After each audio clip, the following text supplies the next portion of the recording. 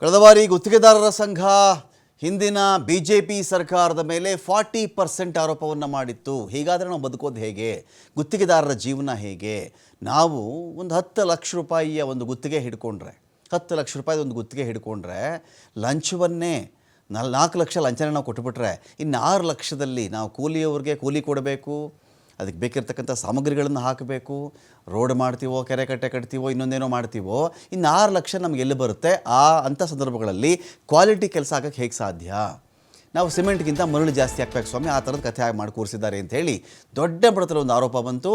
ಆ ಒಂದು famous ಆರೋಪವೇ 40% commission ಆರೋಪ. ಆಗ ಗುತ್ತಿಗೆದಾರರ ಸಂಘಕ್ಕೆ ಕೆಂಪಣ್ಣ ಅವರು ಅಧ್ಯಕ್ಷರಾಗಿದ್ದರು. ಕೆಂಪಣ್ಣ ಅವರ ಈ ಒಂದು ಆರೋಪ ಆನಂತರದಲ್ಲಿ ಇದು ಬೊಮ್ಮಾಯಿಯವರ ವಿರುದ್ಧವಾಗಿ ಪೇ ಸಿ ಎಂ ಅಭಿಯಾನ ಎಲ್ಲವೂ ಜೋರಾಗಿ ಒಂದು ಸರ್ಕಾರವೇ ಬಿದ್ದು ಹೋಗಿತ್ತು. ಈಗ ಗುತ್ತಿಗೆದಾರರ ಸಂಘದ ವಿಚಾರಕ್ಕೆ ಸಂಬಂಧಪಟ್ಟಂತೆ ಇದೀಗ ಗುತ್ತಿಗೆದಾರರ ಸಂಘದ ಒಳಗಡೆ ಇರತಕ್ಕಂಥವರೇ, ಆ ಪದಾಧಿಕಾರಿಗಳು, ಪ್ರಮುಖ ಹುದ್ದೆಯಲ್ಲಿರ್ತಕ್ಕಂಥವರೇ ಅವರೇ ಗುತ್ತಿಗೆದಾರರಿಂದ ಲಂಚ ಕೇಳ್ತಾ ಇದ್ದಾರೆ ಅಂತ. ಗುತ್ತಿಗೆದಾರರ ಸಂಘ ಸರ್ಕಾರದ ಮೇಲೆ ಆರೋಪ ಮಾಡೋದು ಬೇರೆ, ಅಧಿಕಾರಿಗಳ ಮೇಲೆ ಅವರು ಆರೋಪ ಮಾಡೋದು ಬೇರೆ. ಗುತ್ತಿಗೆದಾರರ ಸಂಘದ ಒಳಗಡೆನೇ ಅದರಲ್ಲೂ ABCD ಅಂತ ಗ್ರೇಡ್ನಲ್ಲಿ ಗುತ್ತಿಗೆದಾರರು ಇರ್ತಾರಲ್ಲ, ಕೆಳ ಹಂತದ ಗುತ್ತಿಗೆದಾರರು ಎರಡು ಸಣ್ಣ ಪುಟ್ಟ ಕೆಲಸ ಮಾಡಿರ್ತಾರೆ. ನಿಂಗೆ 10 ಲಕ್ಷ ಬಿಡುಗಡೆ ಮಾಡಬೇಕಾ, ನನಗೆ ಇಷ್ಟು ಕಮಿಷನ್ ಕೊಡು, ನೀನು 10 ಲಕ್ಷ ನಿಂಗೆ ಬಿಡುಗಡೆ ಮಾಡಿಸ್ಬೇಕು ಅಂತ ಹೇಳಿದ್ರೆ ನಾವು ಯಾರ ಹತ್ರ ಹೋಗಿ ಮಾಡಿಸ್ಕೊಡ್ತೀವಿ, 2 ಲಕ್ಷ ನನಗೆ ಕೊಡು ಅಂತ ಹೇಳಿದ್ದಾರೆ ಅಂತ ಒಂದು ವಿಡಿಯೋ ವೈರಲ್ ಆಗಿ ಗಂಭೀರ ಆರೋಪ ಬಂತಲ್ಲ.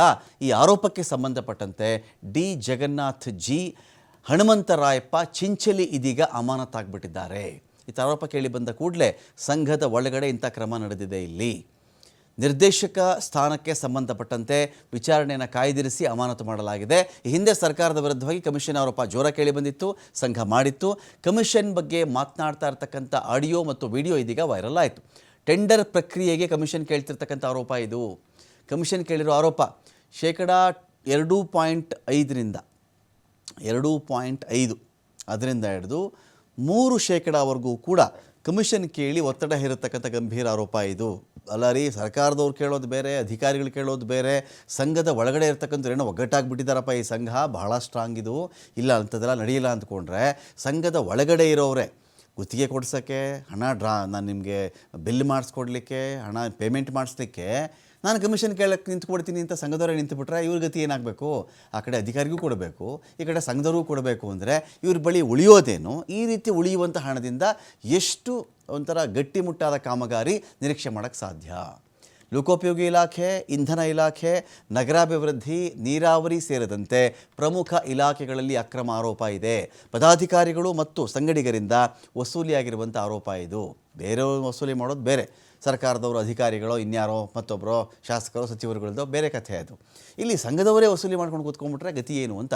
ವಿವಿಧ ಸರ್ಕಾರಿ ಇಲಾಖೆಗಳ ಟೆಂಡರ್ ಪ್ರಕ್ರಿಯೆಯಲ್ಲಿ ಭಾಗಿಯಾಗುವುದು ರಾಜ್ಯ ಗುತ್ತಿಗೆದಾರರ ಸಂಘದ ನಿರ್ದೇಶಕ ಜಗನ್ನಾಥ್ ಜಿ, ಅನಂತರದಲ್ಲಿ ನಿರ್ದೇಶಕ HR ಚಿಂಚಳಿ ವಿರುದ್ಧವಾಗಿ ಆರೋಪ ಕೇಳಿಬಂತು. ಇದೀಗ ಅಮಾನತಾಗಿದ್ದಾರೆ. ನಾವು ಸಣ್ಣವ್ರು ಹಿಡ್ಕೊಂಡು ಹೋಗುತ್ತೆ ಹೇಳಿದಾಗ ಅವ್ರಿಗೆ ಏನೇನು ನಾವು ಹೊರಗಡೆ ಅವರಲ್ಲಿ ನೋಡ್ರಿ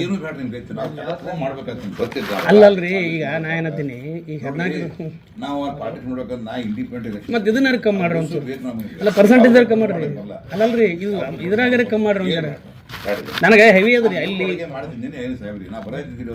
ಇಲ್ಲಿ ಕೇಳ್ರಿ, ಈಗ ನಮಗೂ ಜರ ನೋಡ್ರಿ ಜರ ಏನಂತ. ಅಲ್ಲ, ನಮ್ದು ಒಂದು ಈಗ ಕಾಂಟ್ರಾಕ್ಟರ್ ಆಗಿ ನೋಡ್ರಿ ನೀವು.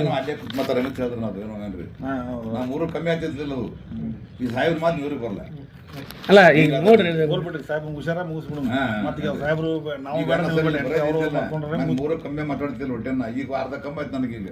ಈಗ ನಮ್ದು ಮುಗಿಸ್ರಿ ಕಾಕಾರ.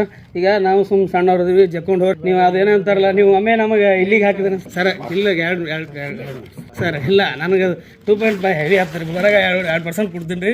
ಈಗ ನೀವು ಅದಕ್ಕೆ 3% ಅಂದ್ರೆ ಈಗ ಹೇಳ್ರಿ ಅದ್ರಿ. ಇಲ್ಲ, ನಾವು ನಮ್ಮದು ನೋಡ್ರಿ, ನಾವು ಸಣ್ಣವ್ರದಿವಿ ಜರ. ನೀವೇ ಹಿಡ್ಲಿಲ್ಲ ಅಂದ್ರೆ ಮತ್ತೆ ಅಲ್ರಿ. ಈಗ ನೀವು ಅಸೋಸಿಯೇಷನ್ದವರು ನೀವು ನಮಗೆ ಹಿಡಿಬೇಕು, ಅವ್ರಿಗೆಲ್ಲ ನಾವು ಸಣ್ಣವ್ರು ಹಿಡ್ಕೊಂಡು ಹೋಗುತ್ತೆ ಹೇಳಿದಾಗ ಅವ್ರಿಗೆ ಏನೇನು ನಾವು ಹೊರಗಡೆ ಅವರಲ್ಲಿ ನೋಡ್ರಿ ಅಲ್ಲಲ್ರಿ. ಈಗ ನಾ ಏನತ್ತೀನಿ, ಈಗ 14 ಮತ್ತೆ ಇದನ್ನ ಕಮ್ಮಿ ಮಾಡ್ರಿ ಒಂದು ಅಲ್ಲ, ಪರ್ಸೆಂಟೇಜ್ ಕಮ್ಮಿ ಮಾಡ್ರಿ. ಅಲ್ಲಲ್ರಿ, ಇದು ಇದ್ರಾಗ ಕಮ್ಮಿ ಮಾಡ್ರಿ ಒಂದಾರ.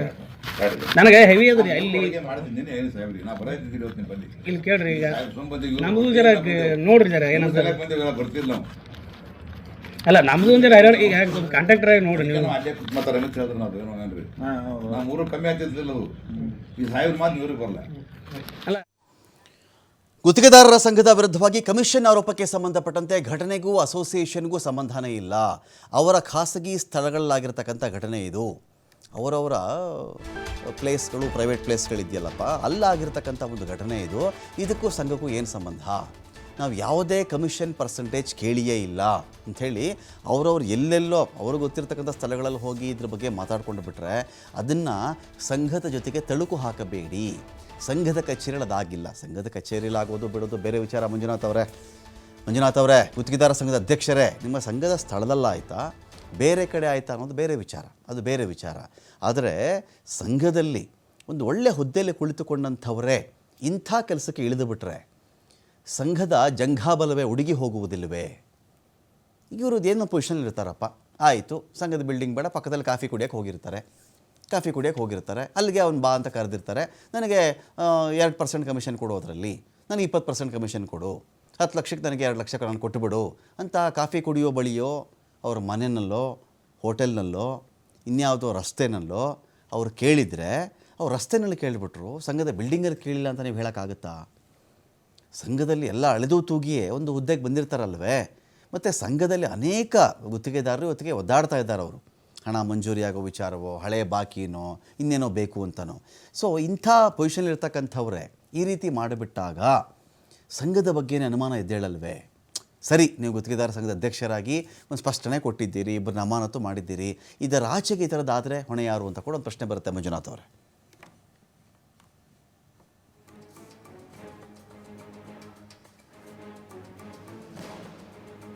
ನೋಡಿ, ಇಲ್ಲಿ ಒಂದು ಘಟನೆಗೂ ಅಸೋಸಿಯೇಷನ್ಗೂ ಸಂಬಂಧ ಇಲ್ಲ ಅಂಥೇಳಿ ಈ ಸಂಘದ ಅಧ್ಯಕ್ಷರು ಮಂಜುನಾಥ್ ಅವರು ಹೇಳ್ತಾ ಇದ್ದಾರೆ. ಮೊದಲಿಗೆ ಕೆಂಪಣ್ಣ ಅವರು ಇದ್ದರು ಅಂತ ಕಾಣ್ತೀವಿ ಒಂದು ಸಂಘದಲ್ಲಿ. ಇದೀಗ ಮಂಜುನಾಥ್ ಅವ್ರು ಬಂದಮೇಲೆ ಇದು ಸಂಘದ ಬಿಲ್ಡಿಂಗಲ್ಲಿ ನಡೆದಿಲ್ಲ ಅಂದರೆ ಈ ಥರದ್ದು ಯಾರು ಸಂಘದ ಬಿಲ್ಡಿಂಗಲ್ಲಿ ಮಾತಾಡಲ್ವಲ್ಲ. ಸಂಘದ ಬಿಲ್ಡಿಂಗಲ್ಲಿ ಈ ಥರದ್ದೆಲ್ಲ ಮಾತಾಡೋಕ್ಕಾಗುತ್ತಾ? ಅವರು ಕೇಳಿಸ್ಕೊಂಡ್ರೆ ಪ್ರಾಬ್ಲಮ್ ಅಂಥೇಳಿ.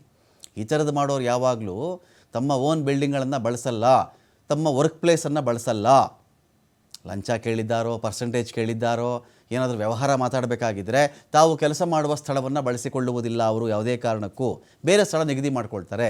ಬೇರೆ ಸ್ಥಳ ನಿಗದಿ ಮಾಡಿಕೊಂಡ ಮಾತ್ರಕ್ಕೇ ಸಂಘಕ್ಕೂ ಬಿಲ್ಡಿಂಗು ಬೇರೆ ಕಾಂಪೌಂಡಲ್ಲಾಯಿತು, ಬೇರೆ ಗೇಟ್ ಒಳಗಡೆ ಆಯಿತು, ಕಾಫಿ ಕುಡಿಬೇಕಾದ್ರೆ ಮಾಡ್ಕೊಂಡಿದ್ದಾರೆ, ಇದು ಹೇಳಕ್ಕೆ ಬರಲ್ಲ ಅಲ್ವಾ? ಇವ್ರ ಮೇಲೆ ಸದ್ಯಕ್ಕಂತೂ ಈ ಕ್ರಮ ಆಗಿದೆ. ಇದರ ಮುಂದೆ ಇದಾದ ಮೇಲೂ ಕೂಡ ಇದ್ರ ಮೇಲೆ ಒಂದು ತನಿಖೆ ನಡೆಸ್ತೀವಿ ನಾವು, ಫ್ಯಾಕ್ಟ್ ಫೈಂಡಿಂಗ್ ಕಮಿಟಿಯನ್ನು ಮಾಡಿಕೊಂಡು ತನಿಖೆ ಮಾಡಿ ಆಗ ತಪ್ಪಿತಸ್ಥರನ್ನು ಇನ್ನೂ ಪತ್ತೆ ಹಚ್ತೀವಿ ಅಂತ ಕೂಡ ಒಂದು ಕಡೆ ಹೇಳಿದ್ದಾರೆ. ಸ್ವಾಗತಾರ್ಹ ಕ್ರಮ ಅದು.